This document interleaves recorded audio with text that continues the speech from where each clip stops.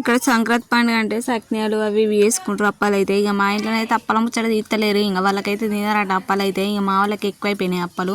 అంటే గా మధ్యలోనే వేసిన అనమాట. వాళ్ళకి బోర్ కొట్టింది తిని తిని.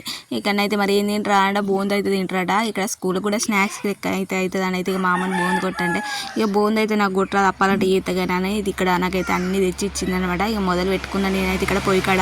ఇక పిల్లల్ని అయితే మా చెల్లి ఆడిపిస్తుంది. ఇక కళ్ళెమాకి ఏం తింటుంది ఎక్కడ మీద పడుతుందని భయం అవుతుంది. ఎందుకంటే భయం అది మీద పడ్డది అనుకో ఇక మా ఆయన ఉండేది పోయి ఒకటి తలిగించుకొని వచ్చిన వాడిని వరుతూ ఉంటాడు అనమాట.